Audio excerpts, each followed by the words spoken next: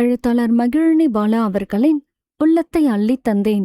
அத்தியாயம் 41. மேனேஜர் கூப்பிட்டவுடன் பவானியும் மகுடிக்கு ஊதின பாம்பாக அவருடன் கிளம்பி சென்றாள். ஹோட்டலுக்கு அழைத்து சென்று அவளுக்கு ஐஸ்கிரீம் வாங்கி கொடுத்தார். பவானியை யாரோ பார்க்கவும் பயத்துடன் அவசரமாக வெளியில் வந்தாள். அலுவலகம் போகிற தெருவில் அழைத்து சென்று, "நீ ஆபீஸ் போ பவானி, எனக்கு வேலை இருக்கு" என்று கூறினார். பவானியும் பயந்து கொண்டே அவசரமாக அலுவலகம் உள்ளே சென்றவளை பார்த்த பியூன் பெருமாள், "வாங்க பவானி மேடம், இவ்ளோ லேட்டா வரீங்களே, வெளியில விசேஷத்துக்கு போயிருந்தீங்களா?"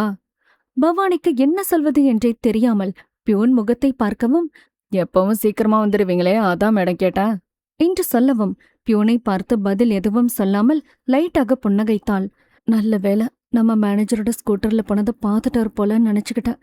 அக்கவுண்டன்ட் தர்மன் எதேர்ச்சியாக பார்த்தது பவானிக்கு இவர் நம்மைதான் பார்க்கிறார் என்று நினைக்க தோன்றியது. அரண்டவன் கண்ணுக்கு இருண்டது எல்லாம் பேய் என்பார்களே, அதுபோல இவளுக்கு நம்மைதான் சந்தேகத்துடன் பார்க்கிற மாதிரி தெரிந்தது. மேனேஜர் தன்னுடன் வந்த பவானிக்கு வாங்கி கொடுத்த பூவை சந்தோஷத்தில் ஆசையாக தலையில் வைத்துக் கொண்டாள். சந்தோஷமாக பூவை வாங்கி ஆவலாக வைத்துக் கொள்ளவும், "எவ்ளோ பூ வைக்கிறோம், யாரும் நம்மள பார்த்தா திருமணம் நடக்க போற மணப்பன போல இவ்ளோ பூ வச்சிருக்கோன்னு நினைப்பாங்க" என்று ஆசையாக பூவை தலை நிறைய வைத்துக் கொண்டாள். ஹோட்டலில் பார்த்தவர்கள் நம்முடைய பெற்றவர்களிடம் சொல்வார்களோ என்கிற பயமும் மனதில் இருக்கத்தான் செய்தது. அதே நினைவில் வேலைகளை பார்க்கவும் வேலைகளை சரியாக செய்யவும் முடியவில்லை. தட்டச்சு செய்யும்போது தவறாக தட்டச்சு செய்தாலும் மேனேஜர் அன்றைக்கு திட்டியதைப் போல இன்று எல்லார் முன்பும் அசிங்கப்படுத்தி திட்டமாட்டார் என்று பெருமையாக நினைத்து கொண்டாள்.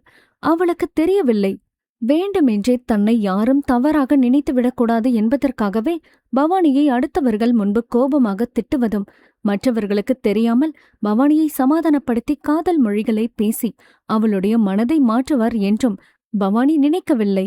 பவானிக்கு காதலுடன் ஹோட்டலுக்கு சென்று வந்ததை யாராவது பார்த்து இருப்பார்களோ என்கிற பயம் இருந்தாலும் அவளுடைய மனது தன்னுடைய காதலரை தேடத்தான் செய்தது. பவானி மேனேஜரை எதிர்பார்த்து கொண்டே சாப்பிட்டதில் அவர் இன்னும் வரவில்லையே என்று நினைக்கவும் பவானிக்கு பசியாக இருந்தும் சாப்பாடு உள்ளே இறங்க மறுத்தது. மேனேஜர் இன்னும் வர காணோமே என்று வாசலை திரும்பி திரும்பி பார்த்ததில் பவானிக்கு கழுத்து வலிதான் எடுத்தது. நேற்று சாப்பாட்டை மீதம் வைத்ததற்கே அம்மா திட்டினார்கள். இன்றும் சாப்பிடாமல் மீதம் வைத்தால் அவ்வளவுதான் என்று சாதத்தை சாப்பிட்டு முடித்தாள். பவானி சாப்பிட்டு விட்டு கை கழுவி விட்டு வரும்பொழுது மேனேஜர் அலுவலகம் உள்ளே வந்தார். பவானி கை கழுவி விட்டு வரவும் எதிரில் வந்த மேனேஜரின் கண்களும் பவானியின் கண்களும் ஒன்றோடு ஒன்று சந்தித்துக் கொண்டன. பவானியின் கண்கள் எப்போதும் போல காதல் பார்வை பார்த்தது. மேனேஜரின் கண்களில் காம பார்வைதான் தெரிந்தது. காதல் மயக்கத்தில் இருந்த பவானிக்கு எங்கே மேனேஜரின் உண்மையான குணம் தெரியப் போகிறது? பவானி காதல் மயக்கத்தில் இருக்கவும் அலுவலக வேலைகளை செய்ய சொல்லி மேனேஜர் கொடுத்ததை வாங்கி தட்டச்சு செய்ய ஆரம்பித்தவள். முக்கியமாக டைப் பண்ண வேண்டிய பேப்பரில் டைப் செய்ய ஆரம்பித்தவள் மேனேஜரை பற்றி நினைவில் கனவுடன் இருக்கவும் பவானி ஐ லவ் யூ என்று பேப்பர் முழுவதும் தட்டச்சு செய்து முடித்தாள். அப்பொழுது, "பவானி, டைப் செஞ்சிட்டியா?" என்று கேட்டுக்கொண்டே வந்தவரிடம் பவானி தட்டச்சு செய்த பேப்பரை கொடுத்தாள். சரி என்று சொல்லிக்கொண்டே தட்டச்சு செய்து முடித்த பேப்பரை கவனித்தவருக்கு ஆச்சரியமாகவும் சந்தோஷமாகவும் இருந்தது. "ஆஹா, எலித்தானா வலையில வந்து விழுந்துருச்சு, நம்மளோட ஆசையும் சீக்கிரமாவே நிறைவேறப் போகுது" என்று நினைத்து சந்தோஷப்பட்டார். உடனே அவசரமாக பவானி டைப் செய்து முடித்த பேப்பரை மெஷினில் இருந்து உருவச் சொல்லி வாங்கி பார்த்தவர் அசந்து போனார். பவானி தட்டச்சு செய்த பேப்பர் முழுவதும் ஐ லவ் யூ என்று இருக்கவும் அதை கவனித்த பவானி, "அச்சோ, நாமளும் ஏதோ சிந்தனையில காதல் மயக்கத்துல இப்படி தட்டச்சு பண்ணிட்டோமே, இப்ப மேனேஜரும் பார்த்துட்டாரே, என்ன சொல்ல போறாரோ தெரியல" என்று பயத்தில் பவானியின் கண்கள் கலங்கிவிட்டது. ஆனால் மேனேஜரும் பவானியின் செய்கையால் அவருக்கு சிரிப்புத்தான் வந்தது. அவருடைய இருக்கையில் உட்கார்ந்து கையில் உள்ள பேப்பரையும் பவானியையும் மாறி மாறி பார்த்து கொண்டு இருந்தார். பவானி நமக்கு கஷ்டம் கொடுக்காமல் நம்முடைய விருப்பத்தை நிறைவேற்றிக் கொள்கிற அளவுக்கு பவானியின் மனதில் நாம் இடம் பிடித்து விட்டோம். இனி நம்முடைய ஆசை எண்ணம் எல்லாம் விரைவில் நிறைவேறிவிடும் என்கிற சந்தோஷ களிப்பில் கனவு கண்டு ரெக்கை கட்டி வானத்தில் பறப்பதைப் போல மிதந்து கொண்டு இருந்தார். பவானியும் மேனேஜர் நாம் தட்டச்சு செய்ததை படித்து பார்த்தவர் சந்தோஷப்பட்டாரே தவிர நம்மிடம் அவருடைய காதலையும் சொல்லவில்லை. நாம் ஐ லவ் யூ என்று டைப் செய்ததை பார்த்த பிறகும் நன்றி சந்தோஷம் என்று எதுவுமே சொல்லாமல் போகிறார் என்று மனதில் தோன்றினாலும் அவர் நம்மை உண்மையாக காதலிக்கிறாரா என்று பவானியின் புத்திக்கு எட்டவும் இல்லை. அதை பற்றி மனதளவில் யோசிக்கவும் தோன்றவில்லை. நம்மை எதுவும் சொல்லி திட்டவில்லையே என்கிற சந்தோஷத்தில் அவளும் காதலோட மேனேஜரையே பார்த்து கொண்டு இருந்தாள். இப்படியே இருவரும் மாறி மாறி கண்களால் பேசி மனதளவில் சந்தோஷப்பட்டு கொண்டு இருந்தனர். மேனேஜர் அடுத்து எப்பொழுது பவானியை வெளியில் அழைத்து செல்லலாம் என்று யோசித்தவருக்கு இந்த யோசனையும் தோன்றவில்லை. அதிகமாக யோசித்ததில் தலைவலியே வர ஆரம்பித்தது. உடனே அலுவலகத்தில் இருந்து வெளியில் சென்று தம் அடித்துக் கொண்டு இருந்தார். வீராசாமி மகளை அழைத்து செல்வதற்காக பவானியின் அலுவலகத்திற்கு சென்றார். பவானி அப்பாவை பார்க்கவும் தன்னுடைய வேலையை முடித்துவிட்டு ஹேண்ட்பேக்கை எடுத்துக்கொண்டு மேனேஜருடைய இருக்கையை ஏமாற்றமாக பார்த்தாள். வீராசாமி, வாமா பவானி என்று கூப்பிடவும், "தோ வரப்பா" என்று சொல்லி அப்பாவுடன் வீட்டுக்கு கிளம்பி சென்றாள். அத்தியாயம் 42. வீராசாமி பவானியை அழைத்து வந்தவர் வீட்டு வாசலில் வந்து வண்டியை நிறுத்தினார். பவானி வண்டியில் இருந்து இறங்கி செருப்பை கழட்டும் போதே புதிதாக 2 ஜோடி செருப்பு இருந்ததை பார்க்கவும் வீட்டுக்கு யாரோ வந்து இருக்கிறார்கள் போல என்று நினைத்து கொண்டாள். பவானி, மா என்று கூப்பிட்டுக் கொண்டே உள்ளே போகவும் பவானியின் குரல் கேட்டு வெளியில் வந்த அலமேலுவின் அம்மா லட்சுமி அம்மா பேத்தியை பார்த்தவுடன், "வாத்தா தங்கமே" என்று பவானியின் கன்னத்தை வருடி, "நல்லா இருக்கியா?" என்று கேட்டார். "நான் நல்லா இருக்காச்சி, நீங்க நல்லா இருக்கீங்களா?" "எனக்கு என்னத்தா, நான் நல்லாவே இருக்கேன். நீங்க தான் ஒரு பக்கமே வரமாட்டேங்கிறீங்க. இந்த வயசான காலத்திலயும் உங்களையெல்லாம் பார்க்காம இருக்க முடியல. அதான் நானும் உங்க தாத்தாவும் கிளம்பி வந்திருக்கோம்" என்று கூறினார். "ஆஹா, தாத்தா வந்திருக்காங்களா?" என்று கேட்டுக்கொண்டே உள்ளே எட்டி பார்த்தாள். அலமேலு சமையல் அறையில் இருந்து வெளியில் வந்தவர், "தாத்தா பஸ்ல வரவும் அலுப்பா இருக்கணும், போய் படுத்து தூங்குறாங்க. நான் எழுப்பி விடுறேன், நீ போய் ஃப்ரெஷ்அப் ஆகிட்டு வா" என்று சொல்லவும் அவளும் பாத்ரூம் சென்று ஃப்ரெஷ்அப் ஆகி வந்தாள். அலமேலு அவர்கள் அப்பாவை எழுப்பி, "வாங்கப்பா, முகம் கழுவிட்டு வந்து டீ குடிங்க" என்று சொல்லவும் அலமேலுவின் அப்பா நல்லசாமி எழுந்து உட்கார்ந்தவர், "எனக்கு வயசாகவும் இப்ப டீ காப்பி எதுவுமே குடிக்கிறதில்ல" என்றார். "காலையில சுக்கு காப்பி, மதியம் மோரு, எலுமிச்சம்பழ ஜூஸ் இப்படிதான் குடிச்சுக்குவேன்" என்று சொல்லவும் அலமேலுவும், "டீ காஃபி குடிக்கிறத விட இதை குடிக்கிறது உடம்புக்கு நல்லதுதான்ப்பா" என்று கூறினார். தாத்தாவை பார்த்த பவானி, "வாங்க தாத்தா, நல்லா இருக்கீங்களா?" என்று கேட்டாள். தாத்தா பேத்தியின் பக்கத்தில் போய் உட்கார்ந்தவர், "நான் நல்லாவே இருக்கேன். நீ எப்படிமா இருக்க?" என்று கேட்டார். லட்சுமி அம்மா தான் கொண்டு வந்த பலகாரங்களை பேத்திக்கு கொண்டு வந்து கொடுத்தார். அதிரசம், முறுக்கு, எல்லடை எல்லாம் தட்டில் வைத்து கொண்டு வந்து கொடுக்கவும் அலமேலு, "பவானி, ஆச்சி சீம்பால் கொண்டு வந்திருக்காங்க. நானும் அதுல பாதிய வெல்லம் போட்டு மீதிய சக்கரை போட்டு காய்ச்சி வச்சிருக்கேன். உனக்கு தான் சீம்பால் ரொம்ப பிடிக்குமே, சீம்பால் சூடா இருக்கும்போதே கொஞ்சம் சாப்பிடுமா" என்று கூறினார். "சரிம்மா, எனக்கு வெல்லம் சேர்த்த சீம்பால் எடுத்துட்டு வாங்கம்மா" என்று சொல்லவும் அலமேலு சீம்பால் கொண்டு வந்து கொடுத்தார். சீம்பால் சூடாக இருக்கவும் ஒரு ஸ்பூன் எடுத்து வாயில் வைத்தவள் அதன் சுவையில் மயங்கி கண்களை மூடி சிறிது நேரம் ரசித்து சாப்பிட்டாள். பவானி சாப்பிட்டு முடித்தவுடன் அடுத்த வாய் எடுத்து சாப்பிட்டுக் கொண்டே ஆச்சியை கட்டிப்பிடித்து, "தேங்க்ஸ் ஆச்சி" என்றாள். எதுக்குடாமா தேங்க்ஸ் எல்லாம் சொல்ற? மாடு கண்ணு போட்டிருக்கவோ உங்க மாமா அக்கா வீட்டுக்கு சீம்பால் கொடுத்துட்டு வாங்கன்னு சொன்னான். நானும் உங்களுக்கெல்லாம் சீம்பால் ரொம்பவும் பிடிக்குமேன்னு நிறைய சீம்பால் பால் கறந்து கொண்டு வந்து கொடுக்க சொல்லவும் உங்க மாமாவும் சீம்பால் கறந்து வந்து கொடுத்தான். உடனே நானும் உங்க தாத்தாவையும் கிளம்ப சொல்லிட்டு அப்படியே கொஞ்சம் பலகாரமா செஞ்சேன். உங்களுக்கு இங்க சீம்பால் எல்லாம் கிடைக்காதே. சீம்பால் கறந்துட்டு வந்த உடனே ஊருக்கு கிளம்பி வந்தோம். பவானி ரசித்து சாப்பிடவும் லட்சுமி அம்மா மகளை கூப்பிட்டு, "பாப்பாக்கு இன்னும் கொஞ்சம் சீம்பால் கொடுமா" என்றார். "எனக்கு போதும் ஆச்சி" என்று பவானி சொல்லவும், "இன்னும் கொஞ்சம் சாப்பிடுமா, சீம்பால் சாப்பிட்டது உடம்புக்கு நல்ல சத்து கிடைக்கும்" என்று கூறினார். பவானி சீம்பால் சாப்பிட்டுக் கொண்டு இருக்கும்போதுதான் வீராசாமி உள்ளே வந்தார். வீராசாமியை பார்த்த பவானி, "அப்பா, இப்பதான் உள்ள வரீங்களாப்பா" என்றாள். "ஆமாமா, வெளியில வண்டி நிறுத்தினோனே பக்கத்து வீட்டு பரமசிவனை பார்க்கவும் வந்து பேசிட்டு இருந்தாரு.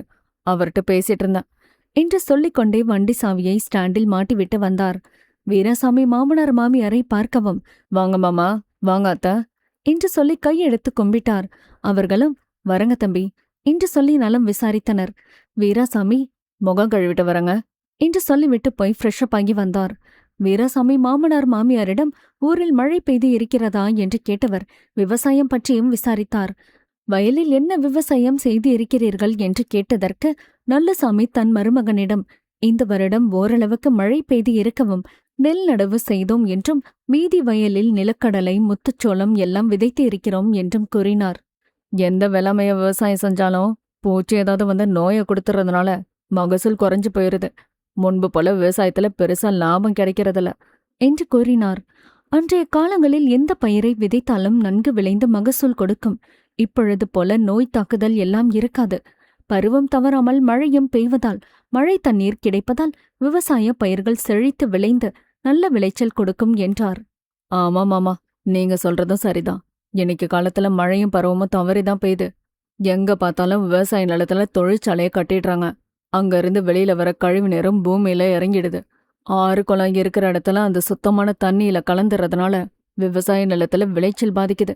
அதனுடன் தொழிற்சாலையில் இருந்து வரும் புகையினால் காற்றும் மாசுபட்டு விடுவதால் சுத்தமான இயற்கை காற்றும் கிடைப்பது இல்லை என்று சொல்லி புலம்பிக் கொண்டு இருந்தார்.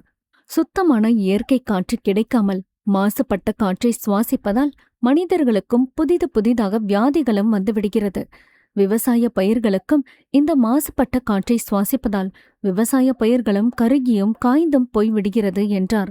வீராசாமிக்கு பலகாரம் கொண்டு வந்து கொடுத்து, சாப்பிடுங்க தம்பி என்று லட்சுமி அம்மா கொடுக்கவும், வீராசாமி இப்பொழுது வேண்டாம் என்று சொல்லிவிட்டால் மாமியார் கோபித்துக் கொள்வார்களே என்று அவரும் பலகாரத்தை வாங்கி சாப்பிட்டார். பரமேஷ் பள்ளிக்கூடம் சென்றிருந்தவள் உள்ளே வரவும் மணியை பார்த்த வீராசாமி, பார்கவியை அழைத்து வர நேரமாகிவிட்டதே என்று மாமனாரிடம் சொல்லிவிட்டு பார்கவியின் பள்ளிக்கூடத்திற்கு கிளம்பி சென்றார். பரமேஸ்வரியும் தாத்தா ஆச்சியிடம் சிறிது நேரம் பேசிக்கொண்டு இருந்தவள் ஃப்ரெஷ்அப் ஆகி வந்து டிவி பக்கத்தில் போய் உட்கார்ந்து கொண்டாள். வீராசாமி பார்கவியை அழைத்து கொண்டு வந்தவர். பரமேஷ் டிவி பார்த்து கொண்டு இருக்கவும், ஏமா ஆச்சி தாத்தா ஊர்ல இருந்து வந்திருக்காங்களே, அவங்களோட பேசிட்டு இருக்கலாம்ல. அவங்களே எப்போதாதான் ஊர்ல இருந்து வராங்க. போமா, போய் அவங்கள்ட்ட பேசிட்டுரு என்று கூறினார். பார்கவியும் ஆச்சி தாத்தாவிடம் நலம் விசாரித்துவிட்டு அம்மா கொடுத்த பலகாரங்களை எடுத்துக்கொண்டு வந்தவள் டிவி பார்க்க உட்கார்ந்து கொண்டாள். பவானி சமையல் அறையில் அம்மாவுக்கு டிஃபன் செய்வதற்காக உதவி செய்து கொண்டு இருந்தவள் வேலை முடிந்தவுடன் ஆச்சி தாத்தாவை சாப்பிட கூப்பிட்டாள். பவானி அவர்களுக்கு சாப்பாடு போட்டு கூடவே உட்கார்ந்து கவனித்துக் கொண்டாள். லட்சுமி அம்மாவும் நல்லசாமியும் பேத்தியின் கவனிப்பில் இன்று அதிகமாகவே சாப்பிட்டார்கள். பவானி வீட்டிற்கு முதல் பேத்தி என்பதால் அவர்களும் பவானியிடம் மிகவும் அதிக பாசமாகவும் இருப்பார்கள்.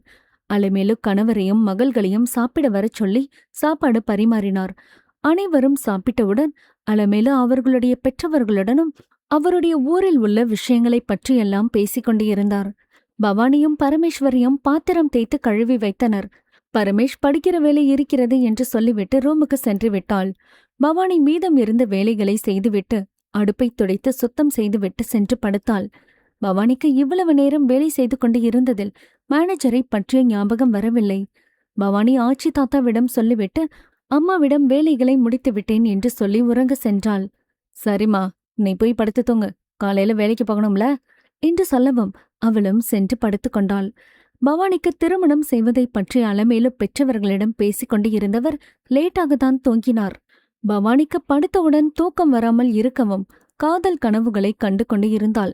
விடியற்காலையில் தன்னை மறந்து தூங்கினாள். அத்தியாயம் 43. அலமேலு காலையில் டிஃபன் செய்யவும் லட்சுமி அம்மாவும் மகளுக்கு உதவியாக வேலைகளை செய்து கொடுத்தார். பவானி அலுவலகம் போக கிளம்பி வரவும் லட்சுமி அம்மா, இன்னைக்கு ஒரு நாள் லீவ் போடுமா தங்கம், நானும் தாத்தா வந்திருக்கிறோமே, கோயிலுக்கு போயிட்டு வரலாம் என்று கூறினார். பவானி ஆச்சியிடம், எனக்கு ஆபீஸ்ல வேலை இருக்காச்சி, சாயங்காலம் சீக்கிரமா வந்துடுறேன், நான் வந்த பிறகு கோயிலுக்கு போயிட்டு வரலாம். சரிதா, நீ வேலைக்கு போயிட்டு வா, சாயங்காலம் கோயிலுக்கு போய்க்கலாம், கை கழுவிட்டு வந்து டிஃபன் சாப்பிடு என்றார். சரிங்க ஆச்சி என்றவள் கை கழுவி விட்டு வந்து தாத்தாவையும் சாப்பிட அழைத்து வந்து பக்கத்தில் உட்கார சொல்லி இருவரும் சாப்பிட்டனர். பரமேஷ் பார்கவி இருவரும் பள்ளிக்கூடம் போக கிளம்பி வந்தவர்கள் அவர்களையும் அமர சொல்லி, சாப்பிடுங்கம்மா என்று சொல்லி லட்சுமி அம்மா டிஃபன் எடுத்து வந்து வைத்தவர் பேத்திகளுக்கும் கணவருக்கும் சாப்பாடு பரிமாறினார். பவானி சாப்பிட்டு முடித்த பிறகுதான் வீராசாமி வெளியில் சென்று இருந்தவர் வீட்டுக்கு உள்ளே வந்தார். பவானி அலுவலகம் போக கிளம்பி இருக்கவும், உனக்கு நேரம் ஆச்சம்மா, பார்கவிய ஸ்கூல்ல விட்டுட்டு வந்த பிறகு உன்னை ஆபீஸ்க்கு அழைச்சிட்டு போறேன் என்றார். அப்பா, நான் நடந்தே ஆபீஸ் போய்க்கிறேன், இப்பவே நேரமாச்சு, நீங்க பார்கவிய ஸ்கூல்ல விட்டுட்டு வாங்க என்று சொல்லியவள் அப்பா அம்மாவிடமும் தாத்தா பாட்டியிடமும் சொல்லிவிட்டு ஆச்சியை கட்டிப்பிடித்து கன்னத்தில் முத்தம் வைத்துவிட்டு, நான் ஆபீஸ் போயிட்டு வரேன் ஆச்சி, நீங்க கோவிச்சுக்காதீங்க, இன்னைக்கு சீக்கிரமா வீட்டுக்கு வந்துருவேன் என்று கூறினாள். லட்சுமி அம்மா, சரிதா, பார்த்து போயிட்டு வாமா என்று சொல்லிவிட்டு, மதிய சாப்பாடு எடுத்துட்டு போமா என்றார். அலைமேலும் மகளுக்கு டிஃபன் பாக்ஸ் எடுத்து வந்து கொடுக்கவும் பவானி தன்னுடைய ஹேண்ட்பேக்கில் வைத்துக் கொண்டாள். அந்த பலகாரத்துல கொஞ்சம் எடுத்துட்டு வந்து பவானி கிட்ட கொடுமாலமோ என்று லட்சுமி அம்மா கூறினார். சரிம்மா என்று அலமு அம்மா கொண்டு வந்த பலகாரத்தை ஒரு கவரில் போட்டு கொடுத்தார். பவானி, எனக்கு பலகாரம்லாம் வேண்டாமா, நான் வீட்ல வந்து சாப்பிட்டுக்கிறேன். எனக்கு அங்க ஆபீஸ்ல வேலை நிறைய இருக்கும், பலகாரம் சாப்பிடறதுக்கெல்லாம் நேரம் இருக்காது என்று கூறியவள் அலுவலகம் கிளம்பி சென்றாள். வீராசாமி பார்கவியை அழைத்து சென்று பள்ளிக்கூடத்தில் விட்டு வந்தார். வீட்டுக்கு வந்தவுடன் அலமேலு டிஃபன் எடுத்து வைத்தார். கை கழுவி விட்டு வந்த டிஃபன் சாப்பிட்டவர் சிறிது நேரம் மாமனாருடன் பேசிக்கொண்டு அமர்ந்து இருந்தார். நல்லசாமி மருமகனிடம், பவானிக்கு மாப்பிள்ளை எல்லாம் பார்க்க ஆரம்பிச்சிட்டீங்களா என்று கேட்டார். ஆமா மாமா, பவானிக்கு படிப்பெல்லாம் முடிஞ்சிருச்சே, இனிமே நல்ல வரணும் அமைச்சு திருமணம் செஞ்சு கொடுக்கலாம் என்றார். யாரோ பெண் கேட்டு வந்தாங்கன்னு அலமேலு ஃபோன் பண்ணி சொன்னது, அவங்க பவானிய பெண் கேட்டு வந்தாங்களா என்று கேட்டார். ஆமா மாமா, பவானி ஜாதகத்தை போன்ல அனுப்ப சொல்லியிருந்தாங்க. நாங்களும் பவானி ஜாதகத்தை அனுப்பி வச்சோம். ஆனா அவங்க பவானி ஜாதகத்தையும் அவங்க பையனோட ஜாதகத்தையும் வச்சு பொருத்தம் பார்த்துட்டு பவானிக்கும் மாப்பிள்ளை ஜாதகத்தோட பொருத்தம் சரியில்லை அப்படின்னு ஃபோன் பண்ணி சொல்லிட்டாங்க மாமா என்று கூறினார். அப்படியா மாப்பிள்ள, சரி விடுங்க. பவானிக்கு எங்க மாப்பிள்ள பிறந்திருக்கானோ, நேரங்காலம் எல்லாம் கூடி வரும்போது மாப்பிள்ள தானா தேடி வருவாரு என்றார். மாமா, நானும் பக்கத்து தெருவில் இருக்க ஐயர்கிட்ட பவானி ஜாதகத்தையும் மாப்பிள்ள ஜாதகத்தையும் கொடுத்து பொருத்தம் பார்க்க சொல்லி கொடுத்தேன். ஐயர் 2 பேரோட ஜாதகத்தையும் வச்சு பொருத்தம் பார்த்தவரு 2 பேருக்கும் 5 பொருத்தம் கூட இல்லைன்னு சொல்லிட்டாரு என்று கூறினார். விடுங்க தம்பி, பவானிக்கு இதை விட நல்ல இடமா பெண் கேட்டு வருவாங்க என்று கூறினார். சரிங்க மாமா, எனக்கும் நேரமாச்சு, நான் ஆபீஸ் கிளம்புறேன், நீங்க படுத்து ரெஸ்ட் எடுங்க என்று சொல்லிவிட்டு தனது வண்டியை எடுத்துக்கொண்டு கிளம்பி சென்றார். இன்றும் பவானி நடந்தே அலுவலகம் கிளம்பி சென்றாள். அங்கே போகிற வழியில் மேனேஜர் பவானியின் வரவிற்காக காத்துக்கொண்டே டீ கடையில் அமர்ந்து இருந்தார். மேனேஜர் நினைத்ததைப் போல இன்றும் பவானி நடந்து வந்து கொண்டு இருந்தாள். மேனேஜருடைய கண்கள் பவானியை பார்த்தவுடன் அரக்க பறக்க எழுந்து அவசரமாக பவானி என்று அழைத்து கொண்டே சென்றார். பவானி நடந்து போய்க் கொண்டு இருந்தவள் பக்கத்தில் வேகமாக வந்த மேனேஜர், பவானி பவானி என்று கூப்பிடவும், இந்த நேரத்துல யார் நம்மள கூப்பிடுறாங்க என்று நிமிர்ந்து பார்த்தாள். மேனேஜர் வந்து பக்கத்தில் நிற்கவும் பவானிக்கு பக்கென்று ஆனது. அச்சோ, இங்க இவரும் நடு ரோட்ல நம்மள்ட்ட பேசிட்டு இருக்கதா, யாராச்சும் பார்த்தா நம்மள தானே தப்பா நினைப்பாங்க என்று நினைத்தவள் தன்னுடைய கழுத்தை திருப்பி சுற்றும் முற்றும் பார்த்தாள். நமக்கு தெரிந்தவர்கள் யாராவது பார்த்துவிடப் போகிறார்கள் என்று நினைத்தாள். பவானி, நான் சொல்றத காதுல வாங்காம எதை பத்தி யோசிச்சுட்டு இருக்க என்று சத்தமாக கேட்கவும், பவானி என்ன கேட்டீங்க சார் என்று கேட்டாள். பவானி ஏதோ சிந்தனையில இருக்கா, வா வந்து வண்டியில் ஏறி உட்காரு, வெளியில போய் அங்க அடுத்த தெரு பக்கத்துல இருக்க பார்க்கல கொஞ்ச நேரம் பேசிட்டு இருக்கலாம். நீயும் ஏதோ யோசனையா குழப்பத்தோட இருக்கப்பல, கொஞ்ச நேரம் அங்க பார்க்கல இயற்கையை ரசிச்சுக்கிட்டு இருந்தா உனக்கும் மனசுக்கு ரிலாக்ஸா இருக்கும் என்றார். பவானிக்கு பயமாக இருந்தது. அவரிடம் அலுவலகத்திற்கு நேரமாகி விடுமே என்று தயங்கிக் கொண்டே கூறினாள். நேரம் ஆனாலும் பரவாயில்ல, ஆபீஸ்ல யாராவது கேட்டா ஏதாவது காரணம் சொல்லிக்கலாம், வா பவானி என்று பிடிவாதமாக கூப்பிடவும் இவளுக்கும் அவரிடம் மறுத்து பேச முடியவில்லை. சாரி, இவரும் பிடிவாதமா கூப்பிடுறாரே, இவரோட நம்மளும் போகலாம். காதலிக்க ஆரம்பிச்சுட்டா எப்படி சில இடங்களுக்கு போய்தான் ஆகணும். நம்மள்ட்ட கேட்கறவங்களுக்கு ஒரு சில பொய்கள் எல்லாம் சொல்லி சமாளிக்க வேண்டியதா என்று நினைத்து தன்னை சமாதானப்படுத்திக் கொண்டவள் மேனேஜருடன் வண்டியில் ஏறி அமர்ந்து கொண்டாள். பவானி ஸ்கூட்டரில் ஏறி அமர்ந்தவுடன் மேனேஜர் நல்ல தம்பிக்கு புது எனர்ஜியே வந்த மாதிரி இருந்தது. பவானியின் தலையில் வைத்து இருந்த ஜாதி மல்லி வாசனையையும் அவளின் அருகாமையையும் ரசித்துக் கொண்டே ஸ்கூட்டரை வேகமாக ஓட்டி சென்றார்.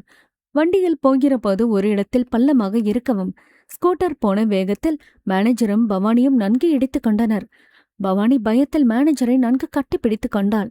பவானி தன்னை கட்டிப்பிடித்துக் கொண்டதை தனக்கு சாதகமாக பயன்படுத்திக் கொண்டவர் ஸ்கூட்டரை வேகமாக ஓட்டி சென்றார். பவானியின் அணைப்பில் போகவும் இன்னும் கொஞ்ச தூரம் போகலாம் என்று நினைத்தவர் பார்க்கை தாண்டி ஸ்கூட்டரை ஓட்டி சென்றார்.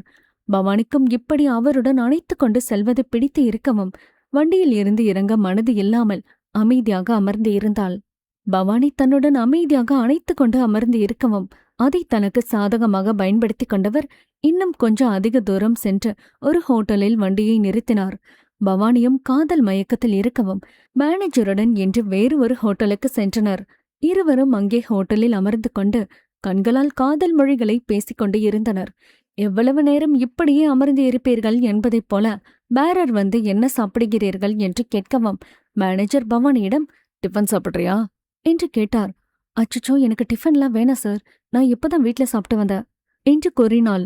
சரி என்று சொல்லிவிட்டு அவருக்கு ஆனியன் ஊத்தாப்பம் ஒன்றும் ரவா தோசை ஒன்றும் சொல்லிவிட்டு பவானிக்கு ஐஸ்கிரீம் கொண்டு வர சொன்னார். முதலில் ஐஸ்கிரீம் கொண்டு வந்து கொடுக்கவும் பவானி மேனேஜருக்கு 2 வாய் ஐஸ்கிரீம் ஊட்டிவிட்டவள் தானும் ரசித்துக் கொண்டே சாப்பிட ஆரம்பித்தாள். ரவா தோசை கொண்டு வந்து கொடுக்கவும் மேனேஜர் ரவா தோசையை பவானிக்கும் ஊட்டிவிட்டவர் தானும் சாப்பிட ஆரம்பித்தார். இருவரும் சாப்பிட்டு முடித்தவுடன் கை கழுவி விட்டு வந்த மேனேஜர் பவானியை காம பார்வை பார்த்து கொண்டே அமர்ந்து இருந்தார். இவர்கள் அமர்ந்து இருந்த டேபிளுக்கு பக்கத்து டேபிளில் ஒருவர் வந்து உட்கார்ந்து காஃபி சாப்பிடவும் பவானி அவரை பார்த்தவளுக்கு பக்கென்று ஆனது. பவானிக்கு பயத்தில் உடம்பை நடுங்குவது போல தோன்றியது. அவசரமாக எழுந்து, நமக்கு நேரமாகிடுச்சு, வாங்க போகலாம் என்று எழுந்து நடக்க ஆரம்பித்தாள். மேனேஜரும் வேறு வழியின்றி பவானி பின்னாடியே சென்றார். அத்தியாயம் 44. மேனேஜரும் பவானியின் பின்னாடியே அவளுடைய வேக நடைக்கு ஈடு கொடுக்க முடியாமல் நடந்தார்.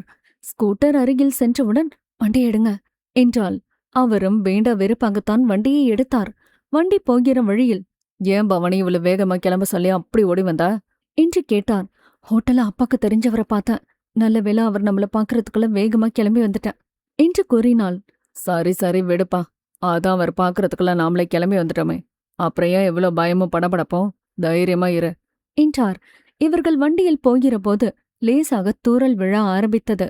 மழை வேகமாக வந்துவிடப் போகிறது என்று நினைத்தவர்கள் முன்பு போக நினைத்த பார்க்கிற்கு போகலாம் என்று முடிவு செய்து இருவரின் விருப்பப்படி பார்க்கிற்குள் சென்று வண்டியை நிறுத்தினர். வண்டியில் இருந்து இறங்கும் பொழுதே மழை கொஞ்சம் அதிகமாக வரவும் வேகமாக ஓடி சென்று மர நிழலில் நின்றனர். மழை வேகமாக வந்ததில் நல்ல தம்பியும் பவானியும் மழையில் நனைந்து விட்டனர். மழையில் நனைந்தது பவானிக்கு குளிர ஆரம்பித்தது. பவானி நடுங்கிக் கொண்டு இருப்பதை பார்த்த மேனேஜர் நல்ல தம்பி பவானியை கட்டி அணைத்துக் கொண்டார். அப்படியே சிறிது நேரம் இருந்தவர்கள் சற்று நிதானத்திற்கு வந்தனர். வானத்தில் இருந்து பெய்த மழையும் குறைய ஆரம்பித்திருந்தது. ஆனால் இங்கு காதலர்கள் இருவரின் உணர்வுகளுக்கு மதிப்பு அளித்து முத்தத்தை கொடுத்து கொண்டே முத்த மழையில் நனைந்தனர். ஆசை தீர முத்தங்களை பரிமாறிக்கொண்டவர்கள் அப்படியே சிறிது நேரம் கண்களால் காதல் மொழிகளை பேசி காதல் கனவுகளை கண்டு கொண்டு இருந்தனர். இப்படியே இருவரும் காதல் மழையில் நனைந்து சந்தோஷமாக காதல் கனவுகளை கண்டு கொண்டு இருந்தவர்களுக்கு மதிய நேரம் ஆகிவிடவும் வயிறு பசி எடுத்தது. மழை விட்டு பகலவன் தனது பணியை செய்ய ஆரம்பிக்கவும் மக்கள் அதிகமாக வர ஆரம்பித்தனர். பார்க்கின் உள்ளே மக்கள் கூட்டம் அதிகமாக வர ஆரம்பிக்கவும், பவானி வாங்க இங்கிருந்து கிளம்பிடலாம், இங்கே யாராவது பாத்திர போறாங்க என்று பதறினாள். மேனேஜருக்கு தான் கிளம்பி போக மனது வரவில்லை. ஆனாலும் பவானி பிடிவாதமாக கூப்பிடும்போது வேறு வழி இல்லாமல் மேனேஜரும் வண்டியை எடுத்துக்கொண்டு கிளம்பி மறுபடியும் ஹோட்டலில் வண்டியை நிறுத்தி, வா பவானி சாப்பிட்டு போகலாம், வா எனக்கும் பசிக்குது என்றார். அச்சுச்சோ, திரும்ப வைங்கியா என்று சொல்லி பயந்தாள். ஆமா பவானி என்று சொல்லி பவானியின் பதிலுக்கு காத்து இருக்காமல் பவானியை அழைத்துக்கொண்டு வேகமாக ஹோட்டலை நோக்கி சென்றார். பவானிக்கு பயமாக இருந்தது. இப்படி ஹோட்டலுக்கும் பார்க்கிற்கும் மாறி மாறி சென்று இருந்தால் அப்பாவுக்கு தெரிந்துவிடுமோ என்கிற பயம் இருந்தாலும் பவானியால் தன்னுடைய காதலரின் வார்த்தையை மீறவும் முடியவில்லை. அவளுக்கும் காதலருடன் கைகோர்த்து கொண்டு செல்வது மிகவும் பிடித்து இருந்தது. வேறு வழியின்றி பவானியும் மேனேஜர் பின்னாடியே அவர் இழுத்த இழுப்புக்கு வேக நடையில் ஹோட்டலுக்குள் சென்றார். ஹோட்டலில் இருவரும் நான்வெஜ் பிரியாணி வாங்கி சாப்பிட்டனர். காதல் கனவுகளுடன் கண்களால் காதல் மொழிகளை பேசிக்கொண்டே சாப்பிட்டதில் இன்று வயிறு நிறையவே சாப்பிட்டனர். உண்ட மயக்கம் தொண்டனுக்கும் வரும் என்பதைப் போல மேனேஜருக்கு கண்களை சொருகியது. மேனேஜர் பவானியிடம், இந்த நேரத்துல நீ வீட்டுக்கும் போக முடியாது, அங்க ஆபீஸ்க்கும் போக முடியாது என்று கூறினார். பவானி எதுவும் சொல்லத் தோன்றாமல் முழித்து கொண்டே இருக்கவும் மேனேஜர், சரி பவானி, சாயங்காலம் வரைக்கும் இந்த ஹோட்டல்ல ரூம் இருக்கு, ரூம் எடுத்து ஓய்வெடுக்கலாம்பா என்று சொல்லி கையை அழுத்தி பிடித்துக்கொண்டு அவளுடைய கண்களை காதலுடன் பார்த்தார். மேனேஜர் சொல்லியதை கேட்ட பவானி பதறிப்போனாள். அச்சுச்சோ, என்ன சொல்றீங்க, இப்பவே ஹோட்டல்ல ரூம் போட்டு தங்குறதெல்லாம் தப்பில்லையா சார் என்று கேட்டாள். மேனேஜரும் பவானியின் மனதை மாற்றி அவருடைய மனதில் ஆசையை வர வைக்கலாம் என்று நினைத்தவர், எதுக்கு என்ன சார்னு கூப்பிடுற, இனிமே உனக்கு பிடிச்ச மாதிரி செல்லமா கொஞ்சி டார்லிங், பேபி, கண்ணா, என்ன எப்படி வேணாலும் கொஞ்சி கூப்பிடலாம்ல என்றவர் அப்படியே பவானியை அருகில் அழைத்து அணைத்துக் கொண்டார். பவானியும் அவருடைய அணைப்பில் சிறிது நேரம் மயங்கி தன்னை மறந்து இருந்தாலும் அவளுக்கு உள்ளுக்குள் பயமாகத்தான் இருந்தது. உடனே தன்னை கட்டுப்படுத்தி கொண்டவள் யாரும் பார்த்துவிடப் போகிறார்கள் என்று நினைத்தவள் சற்று தள்ளி நின்று கொண்டாள். மேனேஜர், என்னடா நான் கேட்டதுக்கு ஒண்ணுமே சொல்லலையே, நான் போய் ரூம் புக் பண்ணிட்டு வரேன் என்று கூறினார். ஐயோ என்று பதறிய பவானியிடம், என்னடா என்னாச்சு என்றவர் பவானியின் கையை பிடித்து கையில் முத்தம் கொடுத்தவர் அப்படியே அவளுடைய உணர்ச்சிகளை தூண்டும் வகையில் கட்டி அணைத்துக் கொண்டார். பவானி பயத்துடன் இருந்தவள், என்ன சார் இப்படி பொது இடத்துல கட்டிப்பிடிக்கிறீங்க, என்ன விடுங்க என்று சொல்லி விலகி நின்றாள். பவானிக்கு ஆச்சி தாத்தா ஊரில் இருந்து வந்து இருக்கிற இந்த நேரத்தில் நாமும் அலுவலகம் போகாமல் எப்படி ஊர் சுற்றுகிறோம் என்று நினைக்கவும் மனதிற்குள் உறுத்தலாக இருந்தது. சார், நான் வீட்டுக்கு கிளம்புறேன். இன்னைக்கு எங்க ஆச்சி தாத்தா ஊர்ல இருந்து வந்திருக்காங்க. அவங்களே இன்னைக்கு கோயிலுக்கு போகலாம், சீக்கிரமா வாமான்னு சொல்லியிருந்தாங்க. நானும் சீக்கிரமா கிளம்பி வீட்டுக்கு போறேன்னு சொல்லியிருக்கேன். சார், நான் வரேன் சார் என்று சொல்லி அவருடைய பதிலை எதிர்பார்க்காமல் ஹோட்டலில் இருந்து கிளம்பி நடந்தாள். அவளுக்கு தெரியவில்லை, இன்னொரு நாள் இப்படி வரும் ஹோட்டலில்தான் அவளுடைய வாழ்க்கை கேள்விக்குறியாக போகப் போகிறது என்று அவளுக்கு இப்பொழுது தெரியவில்லை.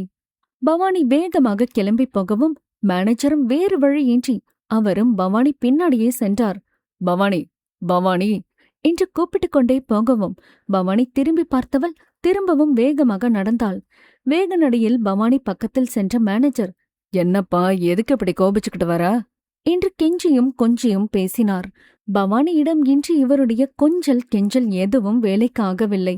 பவானி பிடிவாதமாக, நான் வீட்டுக்கு கிளம்புறேன் என்று சொல்லவும் மேனேஜரும் பல கனவுகளுடன் இன்று பவானியை ஹோட்டலுக்கு அழைத்து வந்தவருக்கு மனதில் ஏமாற்றமாக இருந்தாலும் மேனேஜர் தன்னுடைய ஆசைகள் நிராசையாகி விட்டதை இன்று நினைத்து கொண்டு இருந்தவரின் மனதை கலைத்த பவானி, இப்ப நீங்களா என்ன கொண்டாந்து விடுறீங்களா, இல்ல நானே நடந்து போகட்டுமா எனக் கேட்டாள். சரி, இவளை விட்டு பிடிப்போம் என்று நினைத்த நல்ல தம்பி, சரி வா பவானி, வந்து வண்டியில ஏறு. இங்க இருந்து எவ்வளவு தூரம் தனியா நடந்து போவேன், அதுவும் தனியா ரோட்ல நடந்து போக சொல்லிட்டு என்னாலேயே நிம்மதியா இருக்க முடியாது என்று சொல்லி, பவானி வா, வந்து வண்டியில் ஏறு என்று சொல்லவும் பவானி பதில் எதுவும் சொல்லாமல் வண்டியில் ஏறி அமர்ந்து கொண்டாள். மேனேஜரும் பவானியும் எதுவும் பேசிக்கொள்ளாமல் அமைதியாக சென்றனர். பவானி வீட்டுக்கு அருகில் போகிற வரைக்கும் இருவரும் தங்களுடைய மன ஓட்டத்தில் அவரவர் எதையோ நினைத்து கொண்டு சென்றனர். பவானியின் வீட்டுக்கு அருகில் சென்ற பிறகு பவானி நிதானத்திற்கு வந்தவள், சார், வண்டியை நிறுத்துங்க. அச்சோ, எங்க வீடு வரைக்கும் வந்துட்டீங்களே, இங்க யார் அதை பார்த்துட்டு என்ன செய்யறது என்று சொல்லிக்கொண்டே வண்டியில் இருந்து இறங்கினாள். மேனேஜர், நீ இந்த தெருவுலேருந்து வரத பார்த்திருக்க, அதனால இந்த இடம் வரைக்கும் அழைச்சிட்டு வந்துட்ட. எனக்கும் இங்கதான் உங்க வீடு இருக்குதுன்னு தெரியாது என்றார். சரி சார் என்று தலையை மட்டும் மாட்டிக்கொண்ட பவானி வேகமாக தன்னுடைய வீட்டை நோக்கி நடந்தாள். அப்படியே அக்கம் பக்கத்தில் இருப்பவர்கள் யாராவது பார்க்கிறார்களா என்று ஒரு பார்வை பார்த்துவிட்டு வேகமாக வீட்டிற்குள்ளே சென்றாள். பவானி வேகமாக உள்ளே வரவும் படுத்து ஓய்வு எடுத்துவிட்டு எழுந்து வெளியில் வந்த லட்சுமி அம்மா பேத்தியை பார்க்கவும் வீட்டிற்குள் வேகமாக சென்று போன வேகத்தில் ஆச்சியின் மேல் மோதப் போனவளை கூப்பிட்டு, ஏமா தங்கம், இவ்வளவு வேகமா வர? கோயிலுக்கு போகதான் இன்னும் நேரம் இருக்கே, இவ்வளவு வேகமா வரியே, என் நேரம் எதிலாவது இடிச்சிருந்தா என்ன செய்யறது என்று சொல்லி ஆதங்கப்பட்டார். சரிங்க ஆச்சி, இனிமே பார்த்து வர, ஏதோ ஞாபகத்துல கவனிக்காம வந்துட்டேன் என்றாள். பவானி ஆச்சியிடம் பேசிக்கொண்டே பாத்ரூம் சென்றவள், இன்று ஆச்சி கோயிலுக்கு போகலாம் என்று சொல்லியிருக்கிறார்கள். நாமும் ஞாபகம் இல்லாமல் ஹோட்டலில் நான்வெஜ் பிரியாணி சாப்பிட்டோமே என்று நினைத்தவள், கோவிலுக்கு போகும்போது நான்வெஜ் சாப்பிடாமல் சுத்தமாக போக வேண்டும். ஆச்சியிடம் இன்று நான் கோயிலுக்கு வரவில்லை என்று சொல்லவும் முடியாது என்று நினைத்தவள் பாத்ரூம் சென்று தண்ணீர் பைப்பை திறந்து குளிர்ந்த நீரை தலையில் ஊற்றினாள்.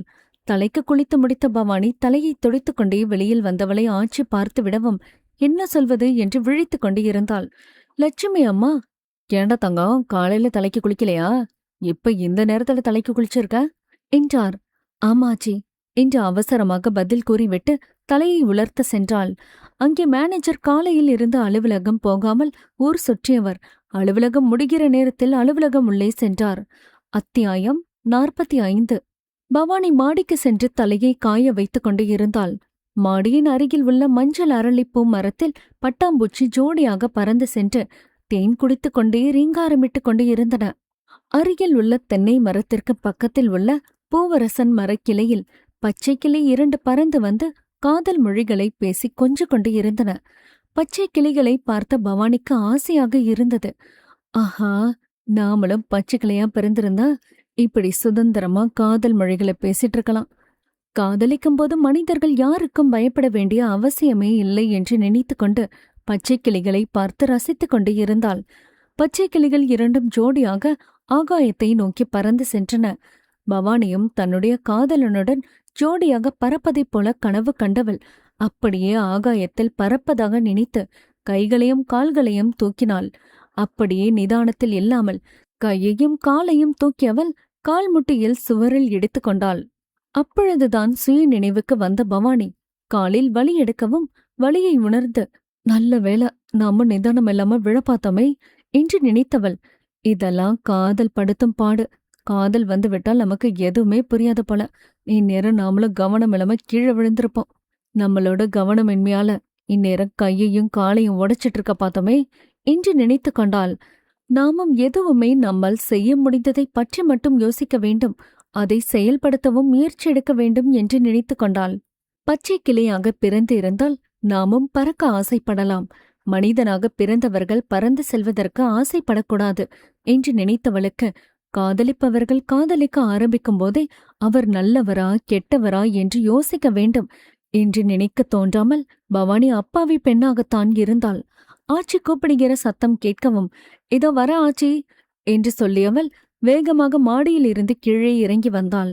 மாடியில் இருந்து வேகமாக இறங்கி வருவதை பார்த்த பவானியின் தாத்தா, எதுக்குமா இவ்ளோ வேகமா ஓடி வர? மெதுவா வாமா, கீழே எதோ விழுந்து அடிபட போகுது என்றார்.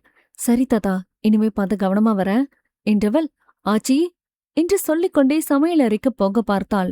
ஆச்சி கையில் சாம்பிராணி கரண்டியுடன் வெளியில் வந்தார். இது என்ன ஆச்சி? நீ தலைக்கு குளிச்சத பார்த்தோன்னே நெருப்பு எடுத்து வந்து கரண்டில போட்டு நெருப்ப தணலா எரிய விட்டேன். தோ இந்த நெருப்புல சாம்பிராணி தூவியிருக்க. இந்தாத்தா, பக்கத்துல வந்து உன்னோட தலைமுடிய காமி என்று சொல்லி பவானியின் ஈரத்தலைக்கு சாம்பிராணி புகையை காண்பித்தார். எதுக்கு ஆச்சி இதெல்லாம்? எனக்குதான் தலையில ஈரம் காஞ்சிருச்சே என்று பவானியிடம், எருமா, ஈரம் உணர்ந்தாலும் இப்படி சாம்பிராணி புகை போட்டா சளியும் பிடிக்காது, தலைவலியும் வராது என்று சொல்லிக்கொண்டே சாம்பிராணி புகையை பவானியின் தலைக்கு காண்பித்தார். பவானியை தலை சீவி கிளம்ப சொல்லி ஆச்சியும் தாத்தாவும் அருகில் உள்ள சிவன் கோவிலுக்கு சென்றனர். அலமேலுவை பிடிவாதமாக கூப்பிட்டும், நான் வரல, இன்னொரு நாள் போய்க்கிறேன், நீங்க போயிட்டு வாங்க. அதுவும் நாம எல்லாரும் வீட்டை போட்டுட்டு கோயிலுக்கு கிளம்பி போனா உங்க மாப்பிள்ள வர நேரம் வீட்டுக்கு வந்த உடனே வெளியில காத்துட்டு இருக்க வேண்டி வரும். நான் வீட்ல இருக்கிறேன், இன்னொரு நாள் அவரோட கோயிலுக்கு போய்க்கிறேன். இப்ப நீங்க சீக்கிரமா கிளம்பி போயிட்டு வாங்க என்றார். பவானியிடம் கோவிலுக்கு பூஜை சாமான்கள் வாங்க பணம் கொண்டு வந்து கொடுத்தார் நல்லுசாமி. என்கிட்ட பணமும் சில்லற காசும் இருக்குமா என்று சொல்லவும் பவானியும் அம்மாவிடம் பணம் வாங்கவில்லை. பவானியிடம், ஆச்சி தாத்தா 2 பேரையும் ரோட்ல பார்த்து அழைச்சிட்டு போமா பவானி. இப்பெல்லாம் ரோட்ல கவனமா போனாலும் வண்டியை கொண்டு வந்து மேல இழிச்சிட்டு கண்டுக்காம போயிடுறாங்க. நாம தான் வெளியில எங்க நடந்து போனாலும் ரோட்ல போகும்போது ஜாக்கிரதையா பார்த்து போனோம் என்றார். சரிம்மா என்று சொல்லிவிட்டு பவானி ஆச்சி கையை பிடித்துக்கொண்டு கோவிலுக்கு கிளம்பி சென்றாள். கோவிலுக்கு வெளியில் இருக்கிற கடையில் பூஜை சாமான்கள் வாங்கிக் கொண்டனர். தாத்தா சாமிக்கு பூ வாங்கியவர் அப்படியே பவானிக்கும் பூ வாங்கி கொடுத்து, தலையில வச்சுக்கமா என்றார். பவானி தாத்தாவிடம் பூவை வாங்கி கொஞ்சமாக கட் செய்து ஆச்சியின் தலையில் பூவை வைத்து விட்டாள். எனக்கு எதுக்குமா, நீ வயசு பிள்ளை, தலை நிறைய பூ வச்சுக்க. எனக்கு வயசாயிடுச்சே, இப்பெல்லாம் பூவோட வாசனையில எனக்கு தலைவலியே வந்துரும் என்றார். சரி ஆச்சி, கொஞ்சமா தானே வச்சிருக்கேன். நாமளும் கோயிலுக்கு போய் சாமி கும்பிட போகும்போது தலையில கொஞ்சமாவது பூவை வச்சுட்டு போகணும்னு அம்மா சொல்லுவாங்க. அதான் நாங்களும் எப்பவும் கோயிலுக்கு வந்தாலும் பூ வாங்கி தலையில வச்சுக்குவோம் என்றாள். ஆச்சியும், ஆமாண்ட தங்கம், உங்களை போல வயசு பிள்ளைங்களும் சுமங்கலி பெண்களும் இப்படி கோயிலுக்கு விசேஷத்துக்கு போனாலும் ஏதாவது நல்ல காரியத்துக்கு போனாலும் தலையில கொஞ்சமாவது பூ வச்சுட்டு போகணும்னு சொல்லுவாங்க என்றார். பூவையும் பூஜை சாமான்களையும் வாங்கிக் கொண்டு கோயில் உள்ளே சென்றனர். கோவிலில் மாலை நேரமாக இருக்கவும் மக்கள் கூட்டம் குறைவாக இருந்தது. நன்கு பொறுமையாக சாமி கும்பிட்டவர்கள் அப்படியே பிரகாரத்தை சுற்றி வந்தனர். சிறிது நேரம் கோவிலின் உள்ளே அமர்ந்து இருந்தனர். இரவு நேரம் நெருங்கிவிடவும் ஆச்சியும், சரி வாமா, இருட்ட ஆரம்பிச்சிருச்சு, கோயிலையும் கும்பல் வர ஆரம்பிச்சிருச்சு என்றார். பவானியும் தாத்தாவும் ஆச்சியுடன் எழுந்து கோவிலில் இருந்து வெளியில் வந்தனர். அங்கே கோவில் வாசலில் பூஜை முடிந்து வந்தவர்கள் பிரசாதம் கொடுத்தனர். பொங்கல் பிரசாதமும் புளியோதரையும் கொடுத்தனர். தொன்னையில் பிரசாதத்தை வாங்கிக் கொண்டவர்கள் அங்கே திட்டில் சிறிது நேரம் உட்கார்ந்தனர். பவானியிடம், நீ பிரசாதம் சாப்பிடுமா, நாங்க வாங்கினதை மட்டும் வீட்டுக்கு எடுத்துட்டு போலாம் என்று ஆச்சி சொல்லவும், பவானி, நீங்க இந்த பிரசாதத்தை எடுத்துக்கங்க, 3 பேரும் ஆளுக்கு கொஞ்சமா சாப்பிடலாம் என்று சொல்லி ஆச்சிக்கும் தாத்தாவுக்கும் பிரசாதம் கொடுத்தாள். இருவரும் ஆளுக்கு கொஞ்சமாக பிரசாதம் எடுத்துக்கொண்டவர்கள், எங்களுக்கு போதும், நீ சாப்பிடுமா என்று பிடிவாதமாக கூறிவிட்டனர். பிரசாதம் சாப்பிட்டு அங்கே உள்ள பைப்பில் கை கழுவி விட்டு வீட்டுக்கு கிளம்பி வந்தனர். கோவிலில் இருந்து கொண்டு வந்த பிரசாதத்தை லட்சுமி அம்மா தன் மகளிடம் கொடுத்து, இந்தாம்மா, நீயே சாப்பிட்டு பிள்ளைங்களுக்கும் கொடு என்றார். அலமேலு அம்மா கொடுத்த பிரசாதத்தை வாங்கி மூடி வைத்தவர் இரவு டிஃபன் செய்ய ஆரம்பித்தார். பரமேஷ் பள்ளிக்கூடம் முடிந்து வரவும் கை கால் கழுவி விட்டு வந்து பிரசாதம் எடுத்துக்கொள்ள செல்லவும் அவளும் ஃப்ரெஷ்அப் ஆகி வந்து பிரசாதம் எடுத்துக்கொண்டாள். பார்கவிக்கு கொஞ்சம் வையுமா என்று அலமேலு சொல்லவும், சரிமா என்று கூறியவளுக்கு இன்னும் கொஞ்சம் பிரசாதம் சாப்பிட ஆசையாக இருந்தது. அதுவும் கோயில் பிரசாதம். புளியோதரை நல்ல மணமாக இருந்தது. பொங்கலும் நிறைய நெய் மணக்க இனிப்பாக இருக்கும். அதனால் பரமேஷுக்கு கோயில் பிரசாதம் மிகவும் பிடிக்கும். இன்னும் கொஞ்சம் பிரசாதம் சாப்பிட ஆசையாக இருந்தாலும் தங்கைக்கு பிரசாதம் வைக்க சொல்லி அம்மா சொல்லவும் தன்னுடைய ஆசையை நினைத்து கடைசி வாயை கொஞ்சம் ரசித்து சாப்பிட்டவள் தங்கைக்கான பங்கை எடுத்து மூடி வைத்தாள். வீராசாமிக்கு இன்று அலுவலகத்தில் வேலை அதிகமாக இருந்ததால் லேட்டாகத்தான் வீட்டிற்கு கிளம்பினார். நேரமாகிவிடவும் வீட்டிற்கு செல்லாமல் அப்படியே பார்கவியின் பள்ளிக்கூடத்திற்கு சென்று பார்கவியை அழைத்துவிட்டு வீட்டிற்கு வந்தார். வீராசாமியும் பார்கவியும் முகம் கை கால் கழுவி விட்டு வந்தவுடன் பரமேஷ் வேகமாக எழுந்து சென்று பிரசாதத்தை அப்பாவுக்கும் தங்கைக்கும் கொடுத்தாள். வீராசாமியும் ஒரு ஸ்பூன் சாப்பிட்டவுடன் எனக்கு போதுமா என்று சொல்லிவிட்டார். பார்கவிக்கும் இந்த இனிப்பு எல்லாம் அவ்வளவாக பிடிக்காது. காரசாரமாக எண்ணெயில் பொரித்த உணவுகள் என்றால் மிகவும் பிடிக்கும். பார்கவிக்கு இதெல்லாம் அவ்வளவாக பிடிக்காது. ஆனாலும் கோயில் பிரசாதம் என்றுதான் பரமேஷ் வேகமாக பிரசாதத்தை எடுத்து வந்து கொடுத்தாள். மீதமுள்ள பிரசாதம் நமக்கு கிடைக்கும் என்ற நினைப்பில் கொடுக்கவும் பார்கவியும் பிரசாதம் ஒரு வாய் எடுத்துக்கொண்டவள் எனக்கு போதும் என்று கூறிவிட்டாள். மீதம் இருந்த பிரசாதத்தை பரமேஷ் வழித்து சாப்பிட்டாள். அலமேலு இரவு உணவை செய்து முடித்தவர் தன்னுடைய பெற்றவர்களையும் கணவரையும் டிஃபன் சாப்பிட கூப்பிட்டார். வீராசாமி, பிள்ளைங்களை கூப்பிட்டு சாப்பாடு போடுமா, நான் கொஞ்ச நேரம் மாமாட்ட பேசிட்டு இருந்துட்டு வரேன். இன்னைக்கு இவங்க ஊர்ல இருந்து வந்திருக்க நேரம்னு பார்த்து வேலை நிறைய இருக்கவும் என்னால லீவும் போட முடியல. மாச கடைசியா இருக்கவும் ஆபீஸ்ல வேலை நிறைய இருந்ததுல எப்பவும் லேட்டா தான் கிளம்பி வந்தேன் என்றார். நல்லுசாமியும் ஆச்சியும், நீங்களும் வேலை செஞ்சுட்டு கலப்பாதான் வந்திருக்கீங்க, நீங்க போங்க மாப்பிள, நீங்க போய் சாப்பிடுங்க என்று கூறினார். நீங்களும் வாங்க, எல்லாரும் ஒன்னா உட்காந்து சாப்பிடலாம் என்று அலமேலு சொல்லவும் சாப்பிட வந்தனர். தொடரும்.